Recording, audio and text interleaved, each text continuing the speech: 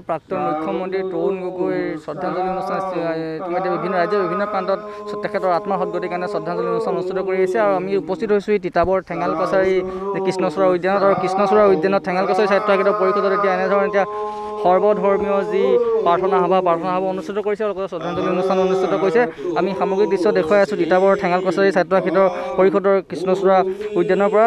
আৰু আমি এনেদৰে এতিয়া দেখিবলৈ পোৱা গৈছে যে যি টাই আহোম লোকসকলে এনেদৰে তেখেতৰ প্ৰাৰ্থনা গাই প্ৰাক্তন মুখ্যমন্ত্ৰী তৰুণ গগৈৰ আত্মাৰ সদ্গতি কামনা কৰিছে। আমি যদি ইফালে দেখুৱাবলৈ চেষ্টা কৰোঁ, যদি আমি ইফালে দেখুৱাওঁ, ইয়াত ইছলাম ধৰ্মাৱলম্বীসকল লোক আছে, খ্ৰীষ্টিয়ান আছে আৰু বুদ্ধিষ্ট আছে। এনেদৰে এতিয়া সকলোৱে প্ৰাক্তন মুখ্যমন্ত্ৰী তৰুণ গগৈৰ আত্মাৰ সদ্গতি কামনা কৰিছে। আমি আৰু যিহেতু ইয়াতে ঠেঙাল কছাৰী ছাত্ৰ পৰিষদৰ মুখ্য কাৰ্যবাহী সদস্যজন আছে আৰু ঠেঙাল কছাৰী পৰিষদ গঠন হোৱাত যিহেতু তেখেতৰ উদ্যোগতে পৰিষদখন গঠন হৈছিলে, আৰু আমি তেখেতৰ লগতো কথা পাতিবলৈ চেষ্টা কৰিম। যিহেতু ঠেঙাল কছাৰী ছাত্ৰ পৰিষদখন তেখেতৰ উদ্যোগতে গঠন হৈছিলে আৰু আজি তেখেত আমাৰ মাজত নাই।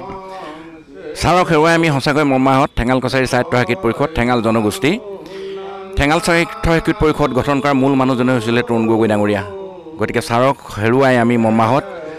ছাৰক আমি হেৰুৱালোঁ তেখেতক পাৰ্থিৱভাৱে, কিন্তু অন্তৰৰ ঠেঙাল কছাৰী সাহিত্য পৰিষদৰ প্ৰত্যেকজন আমাৰ ব্যক্তিৰ, ঠেঙাল জনগোষ্ঠীৰ প্ৰত্যেকজন ব্যক্তিৰ অন্তৰত তৰুণ গগৈ ছাৰ সদায় আমাৰ মাজত থাকিব। তেখেতৰ যিখিনি আমাক মাৰ্গদৰ্শন দি গ'ল, তাৰে অনুপ্ৰেৰণাই ঠেঙাল কছাৰী সাহিত্য পৰিষদত আমি অনাগত দিনত আমি কাম কৰি যাম। ঠেঙাল জনগোষ্ঠীৰ লগতে ঠেঙাল জনগোষ্ঠীসকলৰ লগতে অন্যান্য জনগোষ্ঠীৰ তেখেত সমন্বয়ৰ প্ৰতীক আছিল তৰুণ গগৈ ছাৰ। তৰুণ গগৈ ছাৰ মানুহক কেনেকৈ ভাল পাব লাগে এইটো শিকাইছিল। তেখেতৰ মানুহৰ মানুহ আছিল। গতিকে তেনেকুৱা এজন মানুহক হেৰুৱাই আমি সঁচাকৈ মৰ্মাহত। আজি তেখেতৰ আত্মাৰ সদ্গতিৰ অৰ্থে আমি ঠেঙাল কছাৰী সাহিত্য পৰিষদে আমি সৰ্বধৰ্মীয় প্ৰাৰ্থনা সভা আয়োজন কৰিছোঁ। বিভিন্ন জাতি জনগোষ্ঠীৰ লোক, বিভিন্ন ধৰ্মাৱলম্বী লোক ইয়াত উপস্থিত হৈছেহি।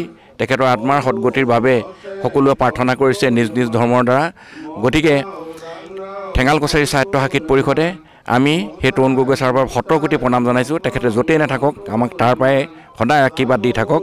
তেখেতৰ পুণ্যাত্মাই যাতে সদ্গতি পায়, তেখেতে ভগৱানৰ ওচৰত তেখেতে যাতে স্থান পায়, তাকে আজি আমি এই দিনটোত কামনা কৰিছোঁ। ধন্যবাদ। তেখেতৰ আত্মা সদ্গতি কামনা কৰিছে। প্ৰতাপদা আছে, কি ক'ব?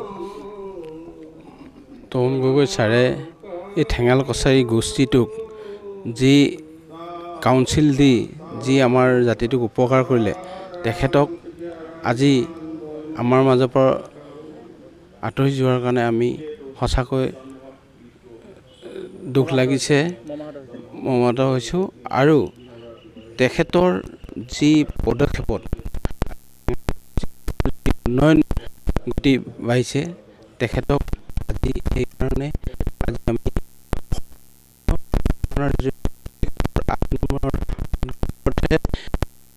ইয়াত আয়োজন কৰিছোঁ। যাতে আমাৰ মাজত জীয়াই থাকক তাৰ কামনা কৰিছোঁ। অন্তৰত জীয়াই থাকক যাতে। বিপুলদা, প্ৰয়াত মাননীয় তৰুণ গগৈদেৱ আমাৰ মাজৰ পৰা হেৰাই গ'ল। সঁচাকৈ আমি মৰ্মাহত।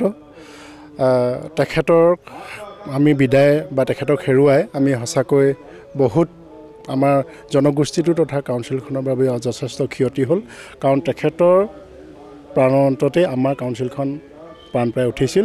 গতিকে আজি তেখেতক আমি হেৰুৱাবলৈ পাই সঁচাকৈ মৰ্মাহত হৈ পৰিছোঁ। হয়, সকলোৱে মৰ্মাহত হৈছে। আৰু ঠেঙাল কছাৰী যি পৰিষদ, সাহিত্য পৰিষদৰ যি অৱদান, সেই অৱদান সেইসকলে সুৰিছে যে তেখেতৰ যথেষ্ট অৱদান আছিলে। অৱদানৰ ফলত এই ঠেঙাল কছাৰী পৰিষদখন প্ৰাণ পাই উঠিলে। আৰু আমি তেখেতৰ প্ৰতিচ্ছবি দেখাবলৈ আনিছোঁ। ইতিমধ্যে প্ৰতিচ্ছবিত মাল্য অৰ্পণ কৰা হৈছে। তেখেতক চাকি বন্তি জ্বলাই ইতিমধ্যে শ্ৰদ্ধাৰে সোঁৱৰা হৈছে।